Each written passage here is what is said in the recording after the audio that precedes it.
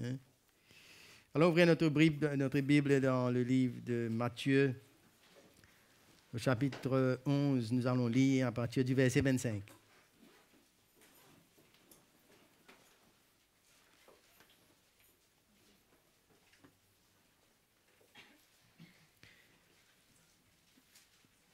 Matthieu 11, le verset 25.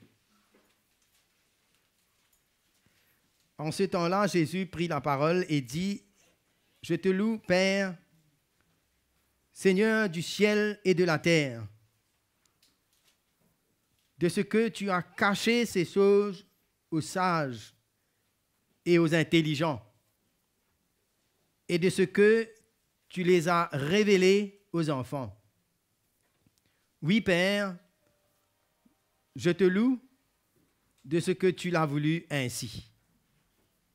Toutes choses m'ont été données par mon Père, et personne ne connaît le Fils si ce n'est le Père. Personne non plus ne connaît le Père si ce n'est le Fils, et celui à qui le Fils veut le révéler. » Amen. Amen. C'est un mystère, une grâce que le Seigneur révèle, qu'il révèle à ses enfants. Et le Seigneur Jésus lui-même, il loue le Père de ce qu'il a caché ces choses aux sages et aux intelligents, parce que le monde, dans sa sagesse, ne veut pas connaître Dieu. Et c'est à ses enfants que Jésus donne la grâce de connaître les mystères de Christ. Comme quoi Dieu, ce qu'il veut, ce qu'il fait, n'est pas à la portée des hommes. Il a caché ces choses. Parce que l'homme, dans sa connaissance, ne veut pas comprendre Dieu. Ne peut pas servir Dieu. Ne veut rien comprendre des choses de l'esprit. Par sa propre sagesse, par son intelligence, par son étude, par ses efforts personnels. Il a fallu que Dieu lui-même vienne vers nous. Et Jésus loue le Père de ce qu'il a caché. Parce que l'homme, dans son intelligence, il ne peut pas saisir ces choses. Et dans son intelligence, l'homme s'est opposé à ce que Dieu voulait. Parce que les desseins que Dieu avait n'étaient pas à la portée de notre intelligence, souillée par le péché, aveuglée. Cette chair, cette communion qui a été brisée depuis notre premier parent, cette communion a été coupée et il a fallu que Jésus vienne. Celui qui est le chemin, la vérité et la vie, pour nous révéler le Père, pour rétablir cette communion, pour emmener la repentance et le pardon. Parce que c'est nos péchés, ce sont nos péchés qui nous ont séparés. Nous avons eu cette nature de péché qui nous entraîne dans la rébellion et que quoi que nous fassions, avec nos traditions, avec nos bonnes œuvres, nous étions morts aux yeux de Dieu.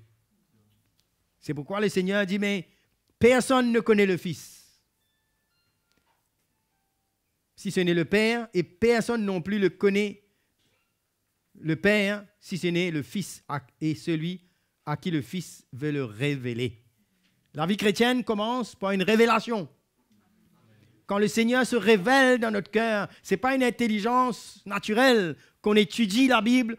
Il y a des hommes qui étudient la Bible, qui étudient la théologie, mais la connaissance de Dieu ne s'acquiert pas par notre intellect, par notre mental, par notre capacité d'étudier et d'assimiler les choses. C'est en esprit que ça passe. L'œuvre de Dieu dans un cœur, il n'y a que le Saint-Esprit qui peut bouleverser un cœur et emmener à la repentance. Parce que c'est le péché qui aveugle l'homme. Quelque part d'autre, dans Matthieu, chapitre 4, verset 9, il dit, c'est à vous qu'a été donné le mystère du royaume. Hein? Les mystères de Christ sont cachés aux yeux du monde. Parce que le monde, dans sa sagesse, a crucifié le Seigneur. Voilà où ça finit. Dans son intelligence, à vouloir faire des choses, ils ont été aveugles et n'ont pas compris comment Dieu intervient. Dieu n'intervient pas selon nos émotions, selon nos raisonnements. Dieu est au-delà de tout cela. Non. C'est pourquoi il nous dit que ces mystères étaient cachés aux yeux du monde, mais révélés à ses enfants, c'est-à-dire à ceux qui acceptent par la foi ce que Dieu fait, qui accueillent le don et la grâce de Dieu, qui se laissent faire et qui n'essaient pas de raisonner, qui n'essaient pas de se justifier, qui n'essaient pas de couvrir ses péchés, d'essayer de paraître juste et par ses propres moyens d'essayer d'enlever ses péchés. Mais ceux qui ont la foi dans l'amour, la grâce et la bonté de Dieu pour le salut qu'il nous offre. Hein? Le monde ne comprend pas ces choses. Vous savez, le monde est à l'envers de ce que Dieu veut pour nous. Et le raisonnement du monde est contraire à la sagesse de Dieu. Hein? Les hommes, ils veulent toujours gagner, ils ne veulent rien perdre, ils veulent réussir avec leur péché, avec toutes les ténèbres. Mais Jésus vient avec une autre manière de voir. Il nous dit, celui qui perd sa vie la retrouvera. Hein? C'est différent, non? Hein? Jésus est venu, il est venu pour sauver les hommes, et il est mort sur une croix. Un sauveur qui meurt. Normalement, les hommes, ils se bagarrent, ils se montrent victorieux, ils ont besoin de la force pour démontrer leur puissance, qui est vaine. Mais Jésus, lui, il est venu s'abaisser et mourir pour avoir la victoire. C'est différent de ce que les hommes peuvent comprendre, non? Hein? Il s'est livré comme un criminel abaissé, jugé par le monde comme un imposteur. Voilà la manière que la sagesse des hommes ont compris les choses. C'est pourquoi on ne peut pas construire l'Église avec notre propre sagesse. On ne peut pas servir le Seigneur avec notre propre intelligence. On a besoin de le mettre de côté. On a besoin d'ouvrir notre cœur. On a besoin que Dieu fasse une œuvre dans notre cœur pour que nos yeux s'ouvrent et qu'on comprenne dans l'esprit la puissance de l'Évangile, ce que Dieu veut faire. Le monde, dans sa sagesse, on fait simplement une tradition de Jésus. On a fait une religion de Jésus. On veut marcher avec Dieu d'une manière technique. Mais Dieu se révèle dans nos cœurs. C'est notre cœur qu'il veut circoncire.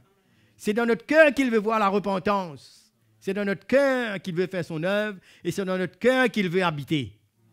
Et Dieu n'habite pas avec des raisonnements. Il saisit les cœurs qu'il brise, qui se repentent. Il pardonne les pécheurs, qui ouvrent leur cœur. Dieu, dans sa sagesse, peut prendre un païen, un pécheur, et le faire devenir un saint dans le royaume de Dieu. Ça, c'est la sagesse de Dieu. Parce que c'est lui qui fait. C'est lui qui a le pouvoir de pardonner, de faire grâce. Les hommes, dans leur sagesse religieuse, quand le Fils de Dieu était sur la terre, ils étaient prêts à lapider une femme pécheresse. Voilà leur intelligence, leur raisonnement. Elle a fait ça, j'ai fini avec elle. Non. Mais Dieu connaît les cœurs. Le Seigneur ne réagit pas de la manière de l'intelligence des hommes. Il cherche des cœurs, lui. Sa sagesse est infinie concernant la manière que nous voulons voir. Quand Jésus est venu sur la terre, vous savez, même les disciples, quand Jésus est mort, ben, ils ont cru que tout était fini. Hein? Tenez avec moi dans le Luc, le chapitre 24, on va voir comment ils ont raisonné en eux-mêmes. Comment souvent nous pouvons raisonner quand Dieu cherche notre cœur et qu'il fait des choses en nous, qu'il veut nous conduire et nous montre son plan. Alors, Au chapitre 24, nous lisons cela, Luc, au verset 21. Nous espérions que ce serait lui qui délivrerait Israël. Mais avec tout cela, voici le 3e jour que ces choses sont passées. Hein? Ils espéraient que Jésus allait libérer Israël des Romains par la force, non? Ils espéraient un roi qui allait venir et détruire ses ennemis, mais ils n'ont pas compris la sagesse de Dieu. Jésus n'était pas venu pour régler leurs comptes, il est venu pour sauver ceux qui sont perdus, il est venu pour donner sa vie. La Bible nous dit qu'il a tant aimé le monde, hein, qu'il a sacrifié son Fils. Et il nous cherche. Hein. Et eux, ils croyaient que le Seigneur allait rétablir son règne. Ils parlaient un langage naturel. Après, Jésus s'est révélé à eux, a ouvert leurs yeux. Hein. Et le verset 44 nous dit, « Puis il leur dit, c'est là ce que je vous disais lorsque j'étais encore avec vous, qu'il fallait que s'accomplisse tout ce qui est écrit de moi dans la loi de Moïse, dans les prophètes et dans les psaumes. » Alors, il leur ouvrit l'esprit. Amen. Quand le Seigneur ouvre leur esprit, là, les choses changent. Les raisonnements tombent, les efforts humains, l'intelligence de l'homme qui était en train d'être découragé. Non? Le mystère de Christ se dévoile à ses enfants. Il leur ouvrit l'esprit afin qu'ils comprennent les Écritures.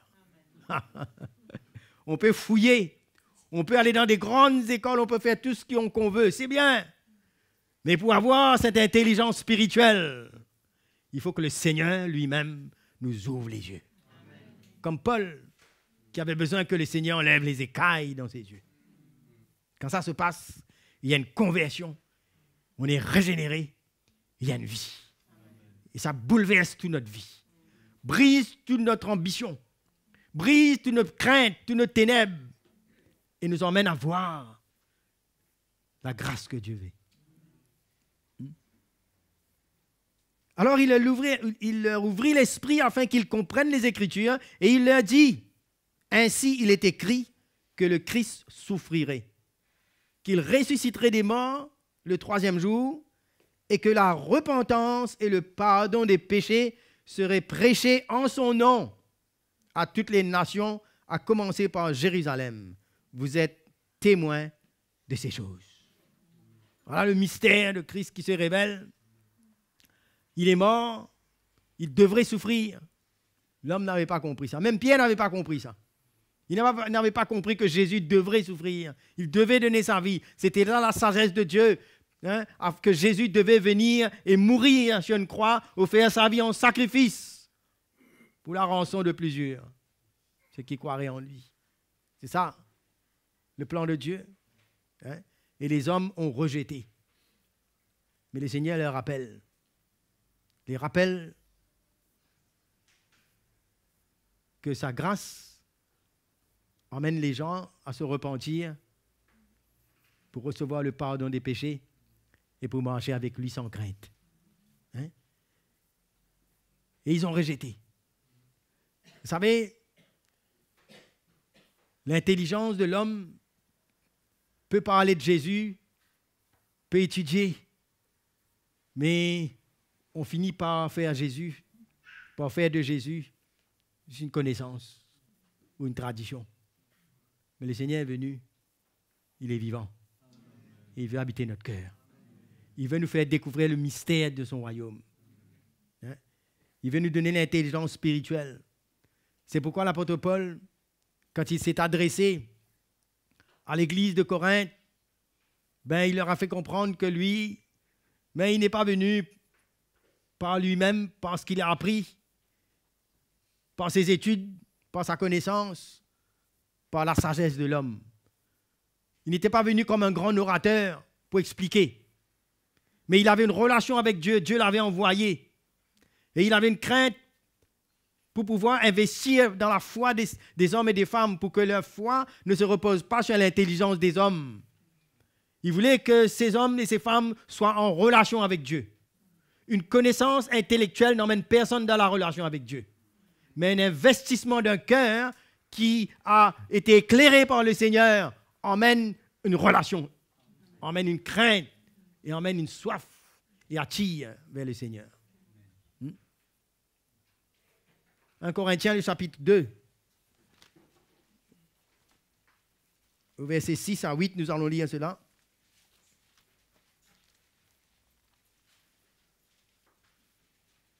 Allons lire depuis le verset 4. Et ma parole et ma prédication ne reposaient pas sur les discours persuasifs de la sagesse, mais sur une démonstration d'esprit et de puissance, afin que votre foi soit fondée non sur la sagesse des hommes, mais sur la puissance de Dieu. Cependant, c'est une sagesse que nous prêchons parmi les parfaits, sagesse qui n'est pas de ce siècle, ni des chefs de ce siècle, qui vont être réduits à l'impuissance. Nous prêchons la sagesse de Dieu, mystérieuse et cachée, que Dieu, avant les siècles, avait prédestinée pour notre gloire. Sagesse qu'aucun des chefs de ce siècle n'a connue, car s'il l'avait connue, il n'aurait pas crucifié le Seigneur de gloire. C'est tout l'opposé avec les raisonnements, avec l'intelligence des hommes. Des hommes qui peuvent questionner Dieu aujourd'hui et des hommes qui peuvent tourner le dos. Les hommes qui ne savent même pas où ils vont, qui veulent expliquer Dieu. Hein? Mais Paul dit, mais je presse cette sagesse parmi les parfaits, sagesse que même les hommes de ce siècle n'ont pas connue, hein? Qui est mystérieuse. Si les hommes savaient le plan de Dieu par l'intelligence, ben, ils n'auraient pas crucifié Jésus. Vous savez les hommes comment ils sont, hein? Comment ils font? Ils élèvent des hommes, non? Ils font toutes sortes de choses, hein? Et si Dieu a caché cela, même le diable n'a pas compris, parce qu'il n'aurait pas permis que tuer Jésus s'il savait que Jésus allait être crucifié et que c'était le plan de Dieu. Non? C'est pourquoi nous ne pouvons pas mettre notre intelligence dans la vie de quiconque. Il faut laisser Dieu se révéler. Paul ne voulait pas mettre sa main dans leur foi pour venir expliquer Dieu, mais il prêchait l'évangile de la croix. Il prêchait un évangile qui est contraire à la volonté ou au désir des hommes. Alors que ces hommes étaient dans la division, étaient dans le péché, leur chair était en train de se manifester. Mais Paul n'était pas venu pour régler leurs problèmes par des explications. Vous connaissez ça? Des explications. Des petits conseils à droite ou à gauche qui tuent, qui satisfait les émotions, mais qui n'emmènent personne à s'approcher de Dieu, qui n'emmènent pas la vie. Paul dit, mais je ne suis pas venu avec cela. Et il dit quelque part, je ne vais voir parmi vous rien d'autre que la croix de Christ, Christ crucifié. Hein? Mourir, perdre sa vie, pour laisser le Seigneur faire son œuvre. Parce qu'il n'y a rien de bon dans cette chair. Tout le conseil qu'on peut donner, si notre cœur n'arrive pas à fléchir et accepter l'œuvre de la croix, il n'y a pas de changement. Il n'y a pas de vie. Les bons raisonnements qui peuvent satisfaire notre intelligence n'emmènent pas la vie. Des bons raisonnements qui peuvent satisfaire nos émotions. Vous savez, les hommes et les femmes qui ne connaissent pas Dieu veulent entendre ce qu'ils veulent entendre. Et les discoureurs qui attirent les hommes, les faux, ils aiment dire des choses qui plaisent aux gens pour que les gens soient satisfaits dans leurs raisonnements. Et ces raisonnements-là ne finiront jamais. Parce que des siècles et des siècles, les hommes raisonnent même, mais n'arrivent pas à être satisfaits dans leur cœur. Il n'y a que Jésus qui satisfait un cœur. On peut expliquer toutes choses, on peut écrire des livres si on veut.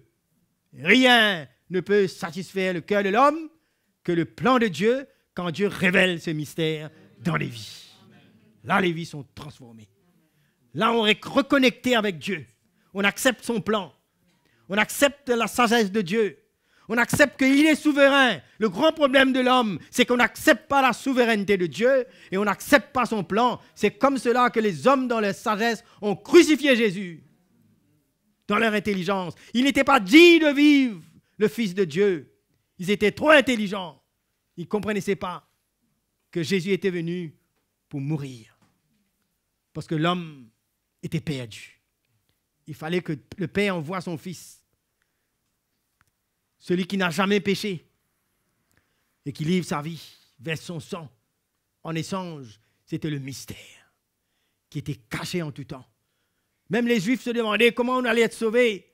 Ils se demandaient comment ça va se passer, comment on va avoir le pardon. Parce que toutes les années, il fallait faire les mêmes sacrifices. Ils étaient encore enchaînés. Dieu cachait ce mystère et il nous le révèle. Quelle grâce nous avons. Hein? Depuis Abraham jusqu'à Jean-Baptiste, jusqu'à ce que Jésus arrive, nous vivons maintenant dans un temps où Dieu veut se révéler à nous. Quelle responsabilité aussi, hein, que le Seigneur nous donne. Hein. Le royaume de Dieu est différent. Différent de ce que les hommes voient. C'est pourquoi on ne peut pas construire l'Église avec la sagesse de l'homme. On va finir par faire une religion. Et plus ça va, plus ça augmente, mais plus l'homme coule. Vous avez remarqué? Plus les religions augmentent, plus les gens tombent encore plus dans la perversion. Ce n'est pas le vrai problème de l'homme. Ce n'est pas une manque de religion. On a besoin de la révélation de Christ dans notre cœur. On a besoin qu'il nous ouvre les yeux et qu'on connaisse le Seigneur et qu'il dévoile ce mystère dans notre cœur. Hein? Que notre cœur soit circoncis. Hein? La sagesse de l'homme construit des célébrités. Non? Élève les hommes, la gloire des hommes. On construit à la manière des hommes. On siège des positions. Non, tout ça. Hein? Vous savez, quand on tombe dans la chair, ces disciples, quand ils étaient dans leur chair, ils voulaient savoir, mais qui est le plus grand? Qui va être plus près? Non? Et à un moment donné, quand quelqu'un n'écoutait pas Jésus, quand Jésus passait par la Samarie et qu'il voulait chercher un endroit et que les gens refusaient, il dit, Seigneur, tu veux qu'on demande le feu du ciel qui tombe et les détruise? Jésus dit, mais vous ne savez pas de quel esprit vous êtes animés. La sagesse de l'homme, la chair. Vous savez, quand Paul était rempli de sa chair, de sa sagesse, dans sa sagesse, ben, il faisait tuer les chrétiens. Il faisait blasphémer les chrétiens. Voilà l'homme où il est capable d'aller. Quand il ne comprend pas le mystère de Christ. Quand on ne comprend pas le plan de Dieu. Notre chair peut nous emmener à opposer Dieu. On peut faire du désordre. Quand le Seigneur, on ne permet pas au Seigneur d'ouvrir nos yeux. Cette chair-là devient un piège pour nous-mêmes. Mais le Seigneur veut ouvrir nos cœurs, non? Il veut ouvrir nos yeux. Et la Bible nous dit que Dieu donne sa grâce aux hommes. Quand Jésus dit, ben Seigneur, tu as cassé ces choses aux sages et aux intelligents, mais tu les as révélées aux enfants, c'est-à-dire aux simples, à ceux qui ont un cœur brisé, qui reconnaissent leur état et qui ont besoin de Dieu, qui n'essaient pas de raisonner ou de mettre en avant leur propre justice. Hein? Ceux qui sont prêts à s'humilier et à laisser les œuvres mortes, à laisser leurs propres efforts, tout ce qu'ils ont appris, mais venir devant Dieu comme ils sont et laisser le Seigneur, son plan, se réaliser dans leur vie. La sagesse de Dieu. Hein? Ce mystère caché de tout temps qui a été révélé maintenant en Jésus-Christ. Allons lire maintenant, nous allons le lire dans l'épître de Paul aux Éphésiens, au chapitre 3.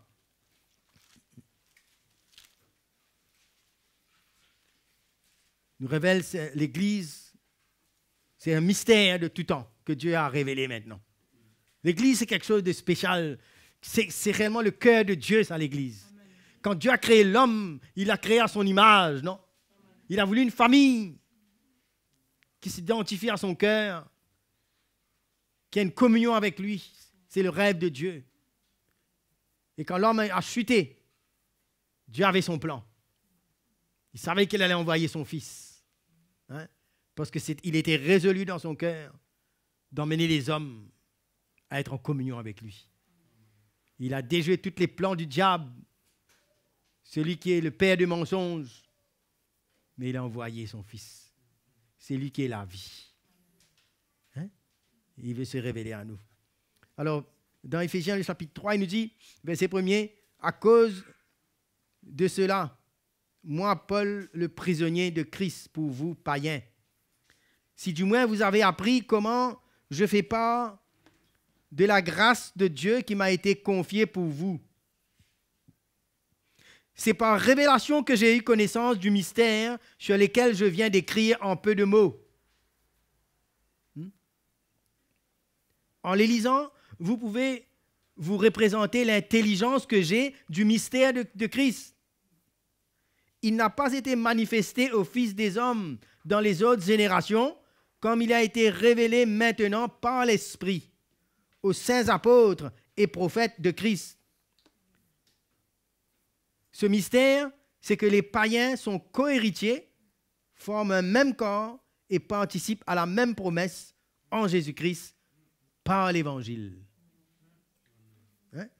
Voilà qu'est-ce que le Seigneur a fait.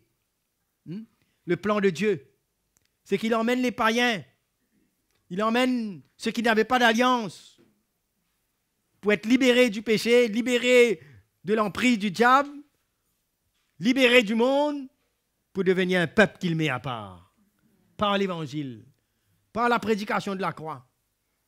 L'homme n'a rien à faire dedans. Ce n'est pas l'intelligence de l'homme. Hein?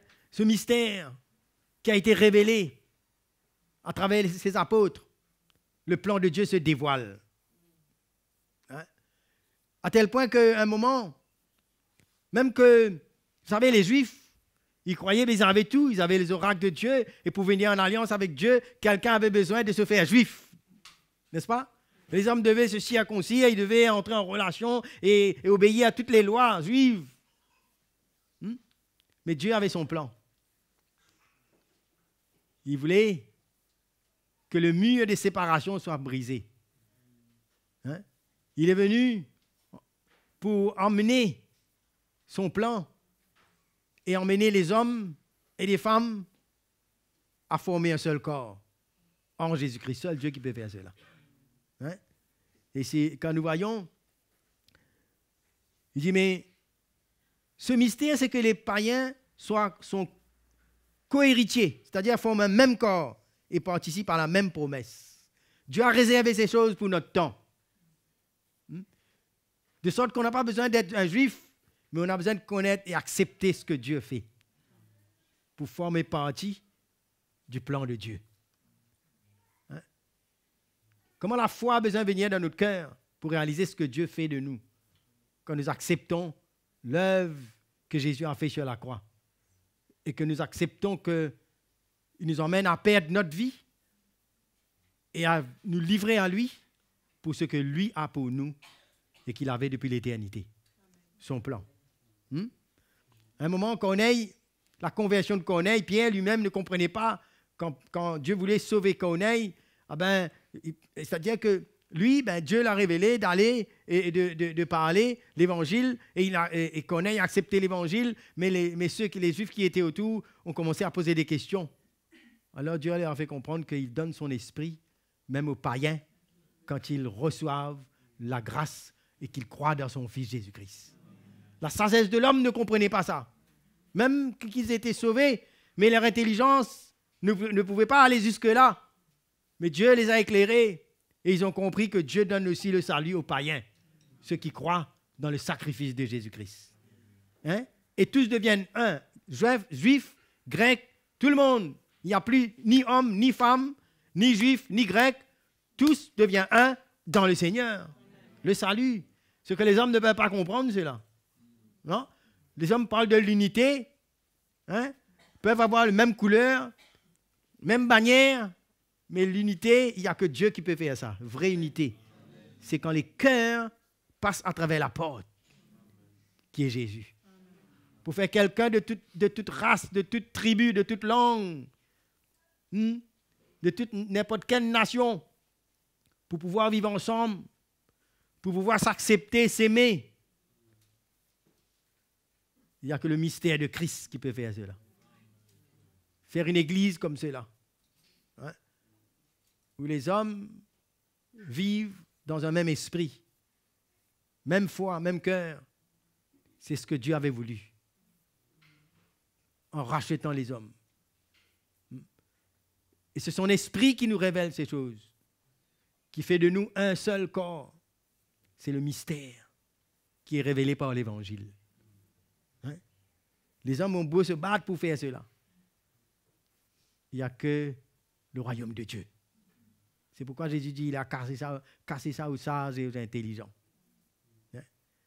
La loi a été enlevée, le mur brisé, et nous devenons co-héritiers, héritiers ensemble, tous ensemble, hein, avec ce que Dieu veut faire. Et c'est lui-même le seul médiateur en Dieu et les hommes. Lui seul. Vous savez, les hommes ont tout mélangé, ont tout raconté, ont tout expliqué. On veut façonner Dieu à notre manière, avec nos théologies, avec toutes nos explications.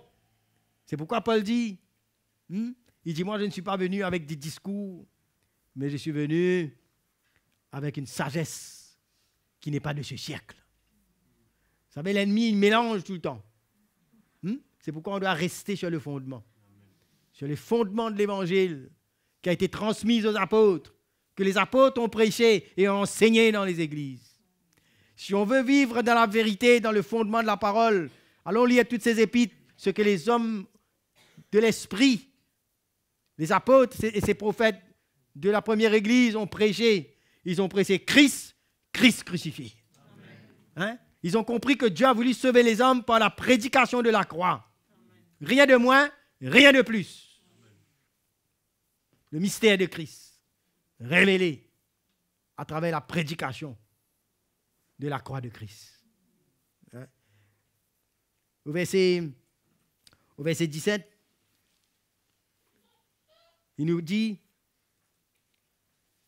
allons lire depuis le verset 13. Ainsi, je vous demande de ne pas perdre courage à cause des afflictions que j'endure pour elles, pour vous. Elles sont votre gloire.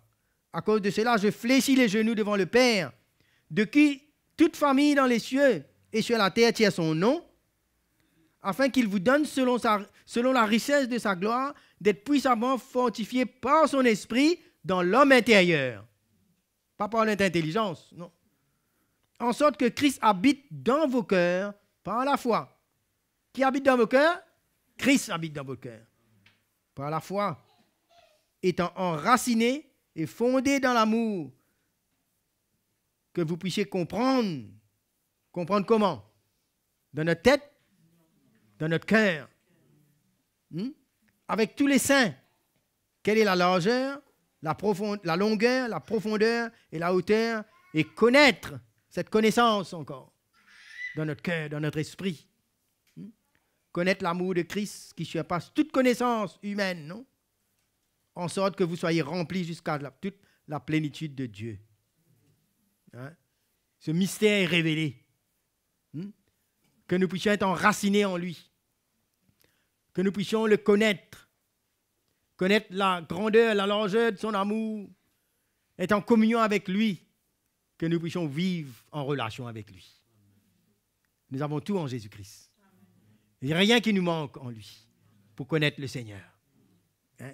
Parce qu'il nous dit, il les a révélés aux simples, non? À ceux qui ont accepté ce plan. Paul dit, en les lisant, vous pouvez vous représenter l'intelligence que j'ai du mystère de Christ, qui n'a pas été manifesté aux autres générations. Maintenant, c'est révélé maintenant. Hein? Ce mystère qui nous emmène à changer de vie, qui nous emmène à rentrer en relation avec Dieu. Hein? Et Christ en vous. Hein? Il nous dit maintenant, Christ habite dans vos cœurs par la foi. C'est là où la vie chrétienne commence. C'est quand Christ habite dans notre cœur. Ce n'est pas une intelligence, ce n'est pas simplement des connaissances intellectuelles. On peut connaître la parole de Dieu intellectuellement, mais si Christ n'habite pas dans notre cœur, notre vie n'est pas changée. On n'a pas la vie de Dieu. Non? Et on ne peut pas comprendre les choses de l'esprit, parce qu'il n'y aura que des raisonnements. Et vous savez, nos raisonnements, ça nous emmène à être religieux, à être traditionnels, à être techniques, à être légalistes, mais avec un cœur dur. Mais quand Christ habite dans notre cœur, nous transportons le cœur de Dieu. La lumière vient. Et on voit, et on sait où on va. Parce que Christ, dans notre cœur, il va nous montrer le chemin. C'est pourquoi il a dit, nul ne vous enseignera. Il dit comme cela qu'ils seront enseignés de Dieu.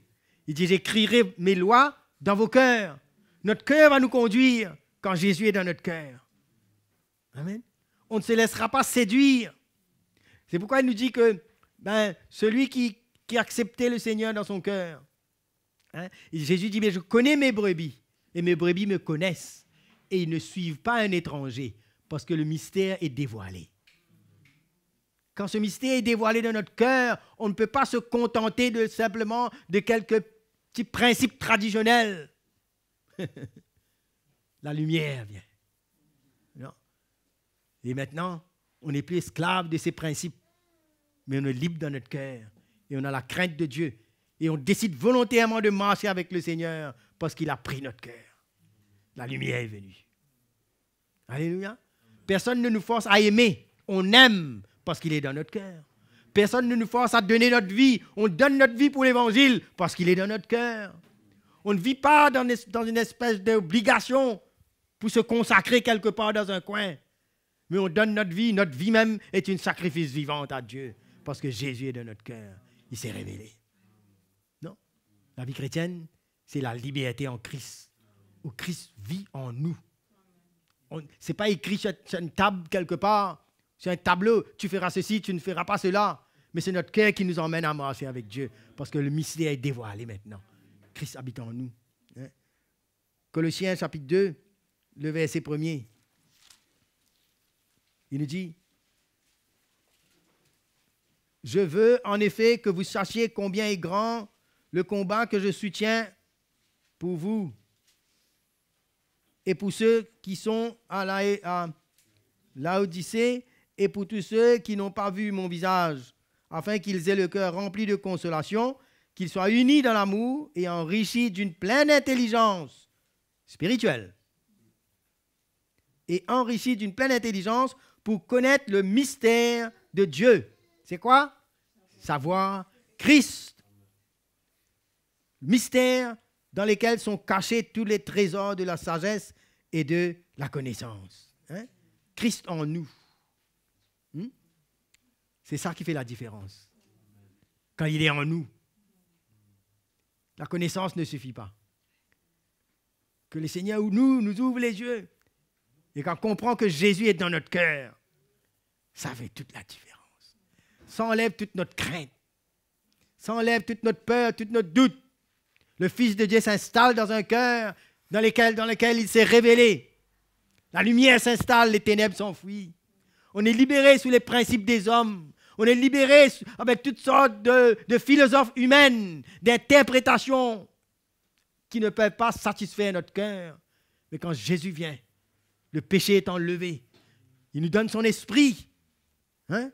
Et il nous dit, voilà, comment on a tout pleinement en lui. Non? On est rempli de consolation. On est unis dans son amour. Hein? Christ habite dans notre cœur, par la foi. Alléluia. Hein? Le verset, dans le chapitre Colossiens, le chapitre 1er, juste le verset 27, qu'est-ce qu'il nous dit? Il nous dit, allons lire depuis le verset 25. C'est d'elle que j'ai été fait ministre selon la charge que Dieu m'a donnée auprès de vous, afin que j'annonce pleinement la parole de Dieu. Le mystère caché de tout temps et dans tous les âges, mais révélé maintenant à qui? À ses saints, à ceux qui lui appartiennent, non? À tous ceux qui ont cru, qui ont reçu Jésus. Dieu a voulu faire connaître la glorieuse richesse de ce mystère parmi les païens, savoir Christ en vous, l'espérance de la gloire. Alléluia. Quelle grâce nous avons. Ce n'est pas une connaissance que nous avons eue. Nous avons Christ, le Fils de Dieu, dans notre cœur. Mystère caché à la sagesse des hommes, révélé à ses enfants. Hein? Eh bien, connaître Christ.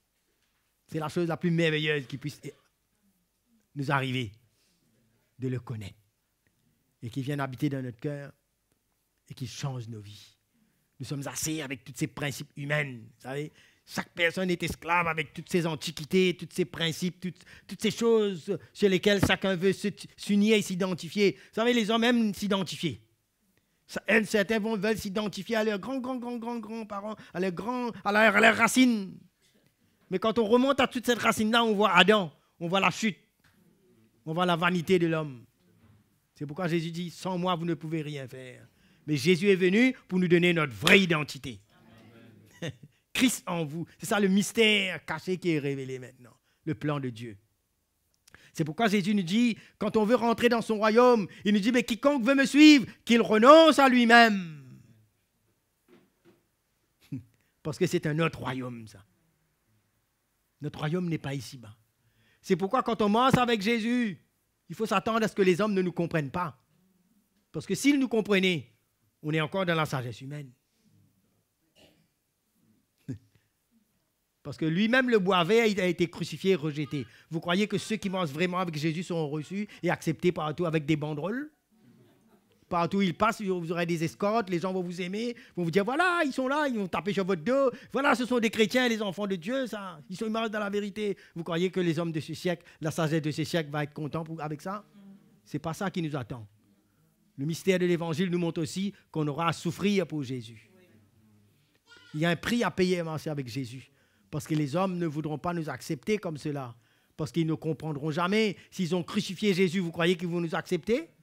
Ils accepteront ceux qu'ils aiment, ceux qui marchent d'après l'esprit du monde, ceux qui marchent d'après la sagesse des hommes, avec le mélange. Tous ceux qui veulent marcher avec Jésus pieusement seront persécutés. Les hommes ne voudront pas entendre la vérité. Les hommes ne veulent même pas croire qu'il y a un jugement. Ils ne veulent même pas croire qu'ils devront rendre compte à Dieu. Ils sont étrangers à ces choses. Vous croyez que le Père envoyait Jésus pour mourir sur une croix s'il n'y avait pas de jugement, s'il n'y avait pas de justice de Dieu? Mais il est ressuscité pour lui donner sa justice. Amen. C'est un mystère caché qui a été révélé pour nous. C'est pourquoi nous devons nous affermir dans le Seigneur. C'est pourquoi Paul fait cette prière, non? Qui nous ouvre l'intelligence, qu'on demeure dans la foi. Et qu'on persévère. Ce qui est merveilleux, allez tourner encore avec moi dans l'Éphésiens, le chapitre 3, le verset 10. Non seulement le Seigneur nous donne sa grâce qui vient habiter en nous, ce qu'il fait en nous, c'est glorieux, qui dépasse notre intelligence. La vie chrétienne, c'est une vie spéciale, c'est une vie extraordinaire, cela. Le but de Dieu dans la vie d'un chrétien, dans la vie de l'Église, le plan que Dieu a pour nous, c'est glorieux. On ne vit pas la vie chrétienne juste pour quelque temps ici-bas. Religieusement, là, pratiquer certains préceptes, non. On vit une vie qui va glorifier le Seigneur pour l'éternité. Regardez un petit aperçu de ce que Dieu nous dit ici. Paul nous parle de cela. Alors au verset 9, il nous dit, quand nous sommes ouvriers avec Dieu, déjà c'est quelque chose d'extraordinaire. Non? Être ouvrier avec Dieu. Vous êtes le champ de Dieu, l'édifice de Dieu, la maison de Dieu. Selon la grâce de Dieu, alors, attends, je vais lire ici, dans Éphésiens, chapitre 3, le verset 10. Là, j'étais en train de lire dans Corinthiens. OK, on y va. C'est pourquoi, regardez cela, les dominations et les autorités dans les lieux célestes connaissent aujourd'hui par l'Église la sagesse infiniment variée de Dieu, selon le dessein éternel qu'il a mis à l'exécution par Jésus-Christ, notre Seigneur. Veut dire que même les anges apprennent par l'Église la sagesse de Dieu. Ils voulaient savoir comment Dieu allait sauver les pécheurs. Non? Ils ont appris que Adam est tombé, ils ont appris que Jésus est venu, mais les anges ne comprennent pas la repentance. Ils ne savent pas la grâce de Dieu parce qu'ils n'ont jamais péché. Les anges qui ont resté avec Dieu ne connaissent pas ça. Ils n'ont pas compris le plan. Et c'est par l'Église qu'ils comprennent ça. Les anges apprennent par l'Église. Il nous dit que les dominations et les autorités dans les lieux célestes connaissent aujourd'hui par l'Église la sagesse infiniment variée de Dieu. Même le diable a été pris à dépourvu. Il ne savait pas ça. Comment Dieu allait nous sauver. C'était un mystère caché. Dieu a voilé cela. Même le diable, il ne savait pas.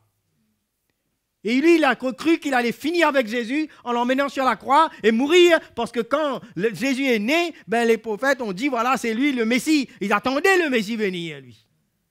Ils ne savaient pas qu'est-ce qu'il allait faire. Ils croyaient que peut-être il allait venir et établir son règne. Vous savez, les hommes aveuglés par le diable, ils agissent.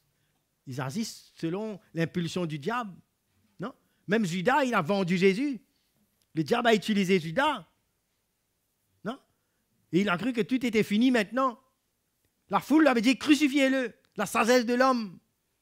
Dans leur intelligence, ils ont cru, ils ont dit, mais voilà, il ne mérite pas de vivre. Ils ont relâché Barnabas, non? Barabbas. Hein? Ils ont fait un choix. Voyez comment l'homme fait le choix? Ils ont préféré choisir un bandit, le libérer, et de mettre Jésus à mort, parce que lui, il ne méritait pas de vivre, la sagesse de l'homme. Toujours à l'envers. Prenons garde à notre propre sagesse. Laissons Dieu ouvrir nos yeux. Alors, Jésus, il a donné sa vie, et les anges apprennent le plan de Dieu. Quand tu vois l'Église, quand tu vois un peuple, non, de toute race confondue, lavé par le sang de Jésus, devenir un, comme un corps qui est son Église, le plan de Dieu se dessine. Le rêve de Dieu se dessine à travers l'Église. Vous savez, l'Église, ce n'est pas un club, ce n'est pas une association, c'est le corps de Christ. C'est pourquoi Paul dit, prenez garde de la manière que vous construisez sur ce fondement. On n'amène pas notre propre intelligence, notre propre connaissance, notre propre opinion. L'Église est sainte, elle est précieuse. Dieu la sanctifie. La vie des hommes et des femmes, les brebis qu'il a rachetées par son sang. Dieu donne des dons à l'Église pour construire cette Église, pour la purifier. Il envoie sa parole pour la sanctifier, pour la préparer. Hein? Le Seigneur veille sur son Église. Il dit, c'est moi. Il bâtit son Église. Et il avertit, il reprend. Parce qu'il veut former un corps. Il veut emmener cette épouse près, n'est-ce pas, pour être avec lui.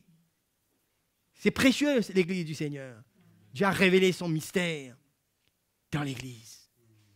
Et à travers l'Église, il veut être glorifié. Les anges apprennent la grâce de Dieu, le plan de Dieu, l'amour de Dieu, la sagesse de Dieu. Comment il a réservé toutes ces choses pour ce temps-ci, pour emmener le salut et la réconciliation et emmener les hommes à le servir sans crainte dans la paix, parce qu'il a tout pardonné, il a tout renfermé en Jésus-Christ. C'est lui-même le commencement et la fin. Alléluia. Je te loue, Père, de ce que tu as cassé ces choses aux sages et aux intelligents. Tu l'as révélé aux saints. Quelqu'un peut-être, il n'est pas un grand théologien, peut-être son nom même, il ne peut pas écrire, mais quand son cœur a reçu le Fils de Dieu, il devient un enfant de Dieu, un saint. Il n'est pas membre d'un club quelque part. Son nom est inscrit dans le livre de vie. Personne ne peut inscrire votre nom dans le livre de vie. Il n'y a aucune école qui peut inscrire votre nom dans le livre de vie. C'est seulement quand le Fils de Dieu vous ouvre les yeux et qu'il vous révèle ce mystère et que vous comprenez que Christ vient habiter dans votre cœur et que vous devenez le temple du Saint-Esprit. Vous devenez un enfant de Dieu. Cette révélation vous tient. C'est la foi qui a été donnée à tous les saints. C'est là où on a besoin de persévérer. C'est là où on le connaît. Non? C'est pourquoi il dit, mais il est écrit, n'est-ce pas, que Jésus allait souffrir et qu'il allait donner sa vie en sacrifice et que la repentance et le pardon des péchés sera prêchés. Voilà le mystère aussi, où la porte s'ouvre, où les hommes se repentent. Personne ne peut se repentir si Dieu ne fait pas une œuvre qui le touche, s'il n'écoute pas l'évangile et s'il n'ouvre pas son cœur et renonce à sa vie et vient au Seigneur. Il n'y a pas la repentance. Il dit la repentance est prêchée. Dieu accorde la repentance. Même les anges ne savaient pas cela. C'est quoi? Dieu nous accorde la repentance des pécheurs perdus. Aussi ignobles qu'on était. La repentance nous ouvre le chemin pour être acceptés. Parce que Jésus a fait le sacrifice. Le mystère qui s'est dévoilé. Nous sommes un enfant de Dieu maintenant. En acceptant ce que Jésus a fait sur la croix. Hein? Et vous savez, la souffrance forme partie de notre vie. Non? Quand ce mystère est révélé dans notre cœur, on peut souffrir pour notre foi, pour l'évangile. Non? C'est pourquoi Paul dit, mais à cause de cela, moi, le prisonnier de Christ pour vous, païen. Non? C'est vrai, il était prisonnier de César, mais il se voit prisonnier de Jésus, prisonnier de la liberté. Hein? Il n'est pas esclave de César, lui. Même dans la prison, il est libre. Il y a même une fois, il a prêché l'évangile, hein, et même le geôlier a dû demander que faut-il faire. Non? Eh ben, il a dit, mais crois au Seigneur Jésus, et toi et toute ta famille, et tu seras sauvé. La sagesse de l'homme l'avait mis en prison. Vous savez, la sagesse de l'homme fait beaucoup de mal. Hein? On aura beaucoup de mal. Il nous dit, vous aurez des tribulations, mais prenez courage, parce que j'ai vaincu ce monde. Non? Il a vaincu. Non? Le Seigneur a vaincu la sagesse des hommes. L'homme l'a opposé. L'homme qui l'a créé l'a opposé. Hein? L'homme qui l'a créé à son image, à cause du péché, est tombé, était aveuglé. Sa justice, il n'avait plus de sens de justice en l'homme. Coupé de Dieu, aveuglé. Hein? Mais le Seigneur nous a fait grâce de nous révéler ces choses. Hein? Quelle merveille! Et comment nous devons maintenant affermir notre foi et ne pas marcher par nos raisonnements, mais laisser le Seigneur faire son œuvre dans notre cœur, nous transformer et vivre pour glorifier le Seigneur. Hein? Quand nous faisons face à notre tribulation, nous faisons face à des situations difficiles, hein? Quand nous ne réalisons pas ce que Dieu a fait, hein? On devient comme ces disciples qui disent, voilà, ben nous savons, il était là, mais maintenant on ne sait plus d'où il est, on ne sait pas d'où il vient, mais le Seigneur a besoin de nous remettre sur ce fondement, non? Nous ramener vers ce que Dieu a fait de notre vie. Hein? C'est pourquoi Paul, quand il écrit cette lettre, hein, au verset 13, il dit, aussi je vous demande de ne pas perdre courage à cause des afflictions que j'endure pour vous, elles sont votre gloire. Non? Voilà que même sa souffrance, il est en prison, il est tout ça. Alors, on aurait dit, mais voilà, le pasteur est en prison. Ben fini, l'église finit. Non? L'apôtre est en prison, ben c'est fini. Mais il dit, mais j'endure, c'est là, c'est pour votre gloire. Non? Dans l'évangile, même quand on souffre, il y a la vie qui sort. On meurt, mais il y a la vie. On nous persécute, on bénit. Non? Vous savez, quand Paul a fait tuer Étienne, hein, quand Étienne a prêché l'évangile, il a tenu les vêtements d'Étienne, non? Hein? Mais vous savez, après, c'est comme une espèce d'épée qui a transpercé son cœur quelque part. Étienne a donné sa vie, mais il y a eu un fruit à part qui est sorti de là. Non? Quand on souffre pour l'évangile, on donne notre vie. C'est comme le sang d'Abel qui crie. Non? Quand on donne notre vie pour Jésus, quand on paie notre vie et qu'on donne notre vie, il y a d'autres qui vont voir la lumière, qui vont suivre. C'est ça la vie de l'évangile. On ne garde pas sa vie. Vous ne servez pas le Seigneur en vain. Vous n'avez pas abandonné le monde, le péché, et vous ne souffrez pas la persécution, l'indifférence des gens pour rien. Il y a d'autres qui vont suivre. Dieu va ressusciter cette vie. Cette vie que vous donnez. Hein? Ce n'est pas des chrétiens à mi-chemin qui marchent un petit peu avec le Seigneur et puis c'est fini. Même si vous êtes faible, gardez la foi et persévérez. Non? Paul était dans la prison, mais il dit cela va tourner pour votre gloire, cela. Non? Parce que la vie qu'on donne, quand on perd notre vie, il y a une résurrection. Ça marque dans l'esprit cela. Quand Jésus est mort, certains ont dit maintenant c'est fini maintenant. Et au contraire, ils ont même mis une grosse roche et ils ont payé les soldats pour rester là, même pour que les disciples ne viennent pas le chercher, comme si c'est eux qui allaient le ressusciter. Hein? Mais les gens sont venus dire, qu'est-ce que vous cherchez ici, il est ressuscité. Et Jésus a rappelé à ses disciples, je ne vous ai pas dit que j'allais revenir à la vie, non? 3 jours. Maintenant, il dit, allez, proclamez cette bonne nouvelle. Non? Il y a la vie. Hein? On n'est pas persécuté pour rien. On n'a pas perdu notre vie. Des fois, Dieu nous demande de perdre beaucoup de choses. N'est-ce pas? Hein? Il y a beaucoup de choses qui étaient en priorité dans notre vie. Quand nous comprenons, quand ce mystère est dévoilé dans notre cœur, on comprend que la vie ici-bas est limitée. Ce n'est pas en vain qu'on sert Christ. Ce n'est pas en vain qu'on a tout lâché. Ce n'est pas en vain qu'on laisse Dieu briser notre vie, hein, nous façonner, nous changer. C'est pour une gloire éternelle, ça. C'est pour quelque chose d'éternel. La vie chrétienne est une vie excitante. On est rentré dans un train qui part pour l'éternité. Hein? Ah oui, on a choisi le chemin serré, rempli de difficultés, mais qui mène à la vie. Alors que ceux qui vivent selon la sagesse des hommes, ils prennent des larges chemins. Dans ce chemin, il y a des compromis. Il y a des péchés. Il y a la convoitise de l'homme. Il y a ses raisonnements. Il y a un étalage de tout ce que sa chair veut vivre. Et il croit qu'il réussit dans sa vie. Parce que le monde lui appartient ici-bas.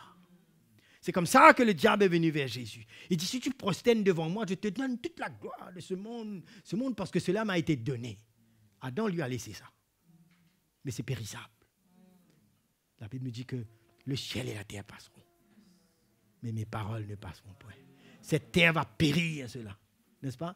Hein? Toute la gloire de ces hommes, des hommes, la réputation, la richesse, avec le péché, tout ce qu'il y a là-dedans, c'est un large chemin qui mène à la perdition. C'est ce que Jésus a dit. À quoi sert-il à un homme de gagner le monde entier s'il perd son âme?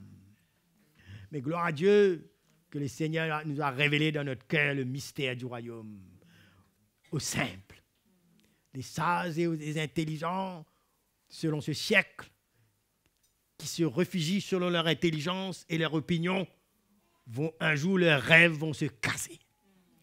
Et ils vont faire face au jugement de Dieu. Ils devront rendre compte à Dieu.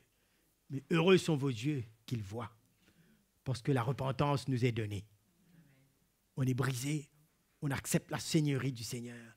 La Bible nous dit, tout genou fléchira, toute langue confessera que Jésus-Christ est Seigneur. Alléluia. Les hommes fuiront, parce qu'ils ne pourront pas avoir la solution pour leur péché, alors que le sang de Jésus, la Bible nous dit qu'il a couvert nos péchés. Heureux les morts qui meurent dans le Seigneur, ce que Dieu a ouvert leurs yeux, n'est-ce pas? Malgré qu'on souffre, malgré qu'on est rejeté, malgré qu'on est incompris, on continue cette route, on n'arrête pas, on ne se laisse pas séduire. Si on tombe, on se relève, on se repent, on redresse notre attitude, on laisse la croix de Christ de façonner notre vie. On ne lâche pas cette croix-là, n'est-ce pas? Hein? Quelle merveille! Hein? Je termine en lisant juste ce dernier verset, hein, de ce chapitre 3 de Éphésiens. Il nous dit, le verset 20, « Or, à celui qui peut faire par la puissance qui agit en nous, infiniment au-delà de tout ce que nous demandons ou pensons, à lui la gloire, soit la gloire dans l'Église et en Jésus-Christ, dans toutes les générations, au siècle des siècles. » Amen. Il peut faire au-delà de ce que nous pensons, de ce que nous pouvons imaginer. Hein, ce voile-là, hein, quand il est déchiré, hein, eh bien, ce que nous serons, hein, nous attendons que la résurrection de notre corps, hein, cette vie cachée en nous là, on est en train de vivre ça, Christ est en train de former en nous. Un jour, tout ça va se dévoiler.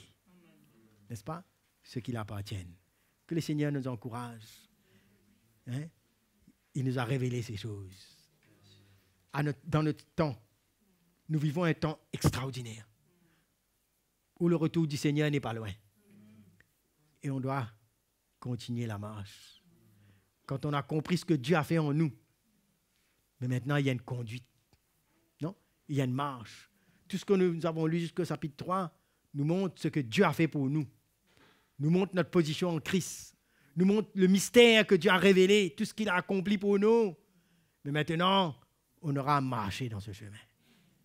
La marche dans la foi, la marche dans la justice, la persévérance, non? Dans l'héritage qui nous a été donné. Paul dit, je prie, afin que le Seigneur vous ouvre les yeux, non? Et qu'on comprenne la richesse, la largeur, la hauteur, la profondeur de l'amour de Christ. Nous sommes riches en Jésus. C'est lui notre richesse. C'est lui notre trésor caché qui est révélé dans notre cœur. Christ en nous, l'espérance de la gloire. Alléluia. Nous ne pouvons pas nous plaindre de nos petites légères afflictions. Rien ne peut nous arrêter. Et on a besoin de proclamer cet évangile. On va nous mettre debout ce soir. Alléluia. J'ai ma bouteille d'eau là, non? Merci.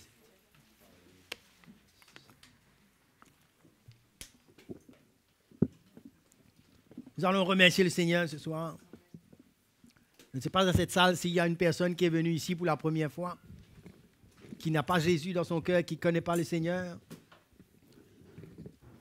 C'est le moment pour vous de laisser le Seigneur ouvrir vos yeux et d'accepter ce Jésus, cette grâce. Si vous êtes là et que vous avez connu le Seigneur, peut-être certains parmi vous, vous luttez encore. Certains parmi vous, vous êtes encore dans la crainte, dans le doute. Jésus vous aime. Il vous tend la main. Son plan, c'est que vous deveniez un co-héritier avec lui.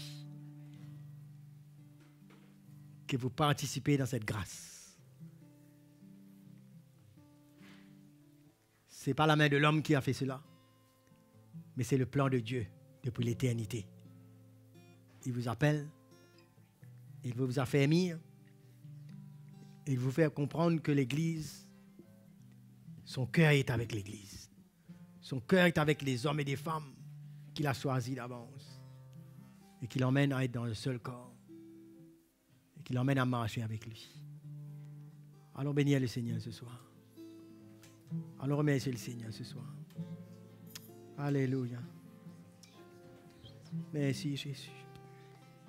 Merci pour te révéler à nous. Il n'y a plus de mystère, Seigneur. Tu nous as donné la foi pour t'accepter, pour te reconnaître. Et notre vie t'appartient, Seigneur. Continue à nous éclairer. Continue à nous rendre libres.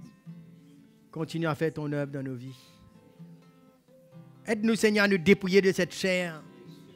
Que nous ne marchons pas par notre intelligence naturelle dans les choses de l'esprit, mais que nous marchions avec un renouvellement de notre intelligence. Que nous laissions Christ être établi en nous. Emmène-nous dans la maturité, Seigneur. Emmène-nous, Seigneur, à grandir en toi.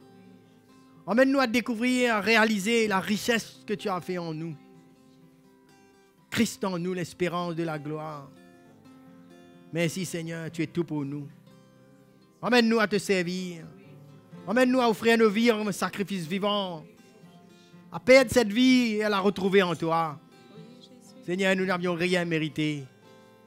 Seigneur, nous te donnons gloire pour ce que tu as fait de nous. Construis nos vies, Seigneur. Sépare-nous encore de ce monde. Sanctifie-nous. Emmène-nous, Seigneur, à te servir. Alléluia. Allons glorifier le Seigneur. Bénissez le Seigneur pour ce qu'il a fait de nous, son Église. Alléluia. Merci, Seigneur. Alléluia.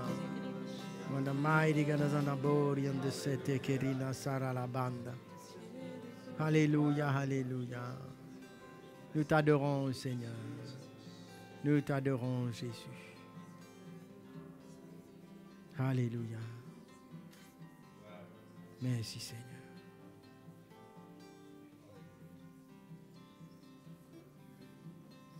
Merci, Jésus.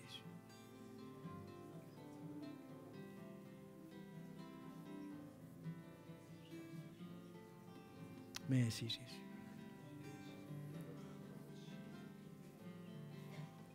Il y a de la place pour nous tous ici. Pour marcher avec le Seigneur dans la liberté.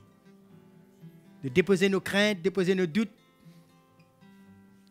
D'enlever toute condamnation. Je ne sais pas si certains d'entre vous ici, vous vous sentez condamnés par votre vie passée ou par les erreurs, par les fautes que vous avez faites, par le péché. Le Seigneur vous appelle à la repentance parce qu'il ne veut que personne ne périsse. Dans sa grâce, il a tout préparé. Il accorde la repentance, il pardonne. Déposez à ses pieds toutes les fardeaux.